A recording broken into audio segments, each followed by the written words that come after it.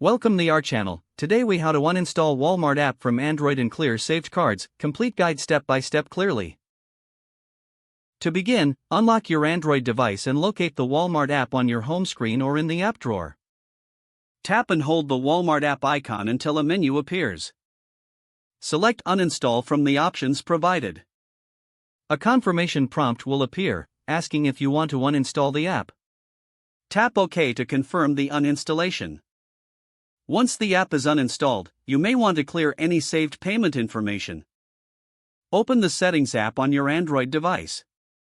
Scroll down and select Google or Accounts depending on your device. Look for Google Pay or Payments and Subscriptions and tap on it. You will see a list of your saved cards and payment methods.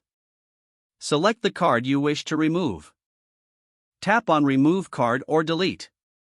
Confirm the action by selecting OK. Repeat the process for any other card. Now that the Walmart app is uninstalled and your saved cards are cleared, you have completed the process. If the page does not load, refresh the browser or try again in a private or incognito window. Make sure you are using the correct email address, then retype it carefully to avoid small typos. If your password is not accepted, use the reset option and create a new strong password you can remember.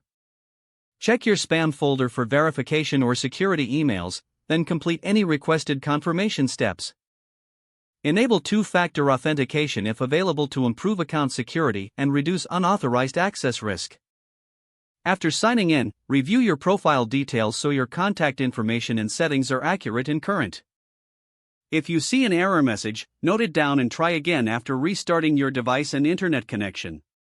Log out when you finish, especially on shared devices, to keep your account and payment information secure. If the page does not load, refresh the browser or try again in a private or incognito window. Make sure you are using the correct email address, then retype it carefully to avoid small typos.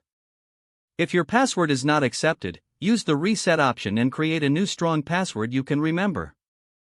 Check your spam folder for verification or security emails, then complete any requested confirmation steps. Enable two-factor authentication if available to improve account security and reduce unauthorized access risk. After signing in, review your profile details so your contact information and settings are accurate and current. If you see an error message, note it down and try again after restarting your device and internet connection. Don't forget to like this video and subscribe to our channel for more step-by-step tech guides.